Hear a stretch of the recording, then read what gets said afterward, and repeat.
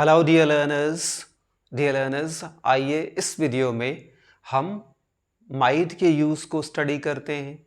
Might के use को समझते हैं कि हाँ, हम किन केसेस में एक्चुअली माइट का इस्तेमाल करते हैं, माइट का यूज़ करते हैं। तो आइए देखिए, might is used as the past equivalent of may. तो सबसे पहले ये हमें समझना है कि माइट का यूज़ किसकी तरह, मे के पास्ट की तरह यूज किया जाता है। यानी कि मे का पास्ट टेंस माइट होता है, लेकिन कब?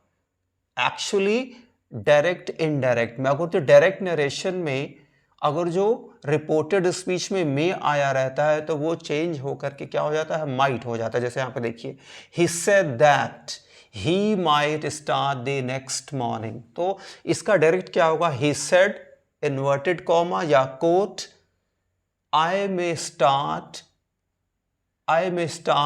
tomorrow। ये इसका जो क्या हो जाएगा, डायरेक्ट नरेशन होगा। He said quote I may start tomorrow। तो इसका इनडायरेक्ट क्या हो जाएगा, He said that he might start the next day।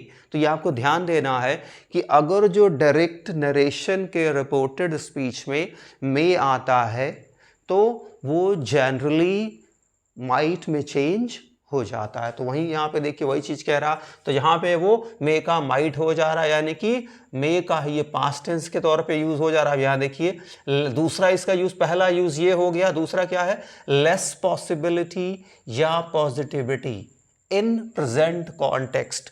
तो अगर जो माइट का यूज प्रेजेंट टेंस में हो रहा है, ये ध्यान देना है हमको कि अगर जो प्रेजेंट टेंस में माइट का यूज हो रहा है किसके, एक पॉजिटिव स्ट्रक्चर में, एक पॉजिटिव सेंटेंस में, subject plus might plus V1, इसे कहते हैं एक पॉजिटिव सेंस, एक positive sentence structure, subject plus might plus V1 plus other words.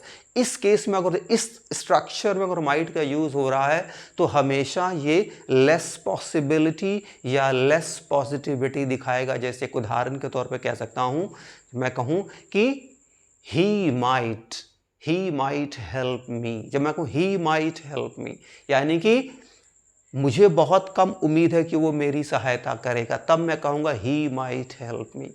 अगर अच्छी पॉजिटिव पॉसिबिलिटी है तो कहूँगा ही मे हेल्प मी। लेकिन जब मैं कहूँ he might help me, it means I do not have positive possibility, means I am not positive, I am not sure, I am not confident that person is going to help me. जैसे मैं कहूँ it might be rainy day tomorrow, यानी कि कल का जो दिन वो बारिश वाला दिन हो सकता है। यानी कि मैं कम पॉसिबिलिटी शो कर रहा हूँ, ज़्यादा पॉसिबिलिटी शो नहीं कर रहा हूँ। जब कम पॉसिबिलिटी या लेस पॉजिटिविटी दिखाना होता है तो हम माइट का प्रेजेंट टेंस में यूज़ करते हैं। जैसे एग्जाम्पल पे देखिए मैंने क्या कहा है, I might attend her birthday party. I might attend her birthday party. It means कि शायद ही, मेरी कम उम्मीद है कि मैं उसके बर्थडे पार्टी में शामिल हूँ। यानी कि लेस पॉसिबिलिटी या लेस पॉजिटिविटी ये दिखा रहा है कि उम्मीद कम है। एक और एग्जाम्पल भी देख लिया, दिखा है it might B cloudy day और ओवरकास्टिंग कंडीशन टुमारो। ये बहुत इंपॉर्टेंट है, ध्यान रखिए। It might B cloudy day, तो हो सकता है, कम उम्मीद है कि कल का दिन कैसा दिन हो, बादलों वाला दिन हो, उसी को हम क्लाउडी डे कह सकते हैं और उसी को ओवरकास्टिंग कंडीशन भी कह सकते हैं। तो कह रहा है इसकी उम्मीद कम है कि कल का दिन बादलों वाला या बदली वाला दिन हो सकता है, तो लेस पॉसिबिलिटी। अब अगला देखिए, डिग्री ऑफ डिससेटिस्फैक्शन, यानी कि माइट का यूज हम एक्सप्रेस करने के लिए, डिग्री ऑफ डिससेटिस्फैक्शन को भी एक्सप्रेस करने के लिए करते हैं डियर लर्नर्स। यानी कि जहाँ पे हमें अपना डिससेटिस्फैक्शन यानी कि असंतोष, हम बहुत किसी चीज़ से खुश नहीं होते, अपनी थोड़ी सी नाराज़गी दिखाने के लिए जब हम जब हम थोड़ी सी अपनी नाराज़गी दिखाते हैं तो उस केस में भी हम कहते हैं, उस केस में भी सॉरी हम माइट का यूज़ कहते हैं, जैसे कि यू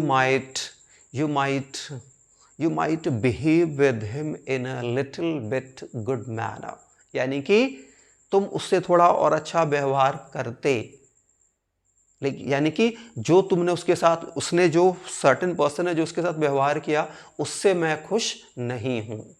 जैसे मैं कहा you might come a little bit earlier, तुम थोड़ा और पहले आते, ये सेंस दे रहा है कि तुम थोड़ा और पहले आ सकते हैं, तुम थोड़ा लेट आए हो और इससे आने से मैं खुश नहीं हूँ। यहाँ पे देखिए एग्जाम्पल के तौर पे देखिए यहाँ पे दिया हुआ है, कहाँ पे, हाँ, you might be dressed little well, कह रहा है कि जो ये सामने वाला जिस तरह से वो कपड़े पहन के आया है यू, उससे जो है कह रहा you might be dressed a little well, यानी कि इस सेंटेंस का जो सब्जेक्ट है वो यू के ड्रेसिंग से खुश नहीं है, थोड़ा सा अपसेट है, थोड़ा सा अनॉयड है। तो कह रहा है you might be dressed a little well, यानी कि यू थोड़ा और अच्छे से ड्रेसअप कर सकता था, यानी उसने नहीं किया। यानी कि जो इस लाइन का, इस सेंटेंस का जो हेड वर्ड है यानी कि सब्जेक्ट है,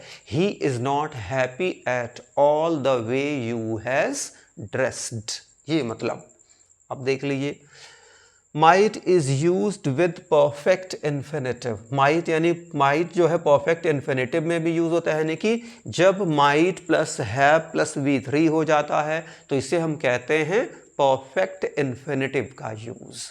इस किस सेंस में होता है देखिए, he might have assassinated him, कह रहा he might have assassinated him, तो ऐसा माना जा कह रहा है कि it is possible that he has killed him और he killed him। इसका मतलब ये हुआ कि इस बात की उम्मीद है कि उसने उसकी हत्या की या उसने उसकी हत्या की है, ये सेंस 100% श्योर नहीं है लेकिन उम्मीद है। जैसे मैंने कहा he might have assassinated him, उसने उसे शायद मारा होगा, यानी कि it is possible that he has killed him और he killed him, ये सेंस। एक और एग्जाम्पल देखिए मैंने लिखा होगा, ये देखिए, हाँ एक चीज ध्यान दे लीजिए डियर लर्नर्स, ये जो वर्ड है assassinated, ये ध्यान दे लीजिए, ASSASSINATE, assassinate का मतलब होता है to kill a well known person, particularly for some religious reason or particularly for some political reason, किसी को किसी पॉलिटिकल रीज़न से या किसी रिलीजियस, किसी धार्मिक कारणों से जब किसी बहुत ही बड़े व्यक्ति की हत्या की जाती है तो उस हत्या को करने को हम इंग्लिश में कहते हैं assassinate, याद रखिएगा। और जो व्यक्ति उस व्यक्ति की हत्या करता है किसी बहुत बड़े व्यक्ति की, तो उसको हम कहते हैं assassin, ASSASSIN, assassin। जैसे कि the personal bodyguard of Indira Gandhi assassinated him, कि इंदिरा गांधी के पर्सनल बॉडीगार्ड ने उनकी हत्या की। जैसे बेनजीर भुट्टो was assassinated और जियाउल हक was assassinated और Rajiv Gandhi was assassinated, and the assassins of Rajiv Gandhi were sentenced to lifetime imprisonment। lifetime imprisonment का मतलब होता है आजीवन कारावास, lifetime LIFE life, TIME time, imprison IMPRISONMENT,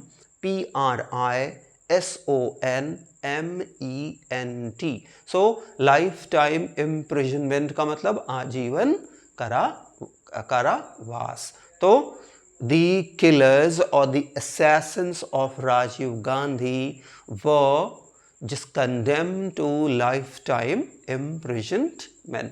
तो आपको माय डियर लर्नर्स ये छोटे छोटे वर्ड्स के स्पेलिंग्स, इन वर्ड्स की स्पेलिंग्स भी सीखनी है और इसी बहाने आपको अपनी लैंग्वेज को भी इम्प्रूव करना है कि कैसे हम सर्टेन सेंटेंस को बोलते हैं। तो यहाँ देख लीजिए जी भी लिया हुआ, तो क्लियर है ये आपको। अब देखिए पैस तो क्या होगा, सब्जेक्ट प्लस माइट है plus V3 plus other words. Passive में सब्जेक्ट प्लस माइट है प्लस बीन प्लस V3 तो दिया he might have been assassinated by him. तो ऐसा माना जाता है कि उसने उसकी हत्या की या की है। फिर देखिए दैट बस माइट हैव क्रश्ड हिम, कह रहा है वो बस उसे उस बस ने उसे कुचल दिया होता, यानी कि he is fortunate that the bus did not crush him, यानी कि वो थोड़ा भाग्यशाली है कि बस ने उसे नहीं कुचला, मतलब वो कुचलने से बच गया। ये यहाँ पे सेंस दे रहा, that he is fortunate that the bus did not crush him, ये सेंस यहाँ दे रहा। तो देखिए the bus might have crushed him, बस उसे कुचल देती, यानी कि नहीं कुचल, बच गया वो। He might have been crushed by that bus, इस तरह से इसकी पैसिव हो जाएगी। So I hope my dear learners ये जो है आपको माइट का यूज क्लियर हो गया होगा।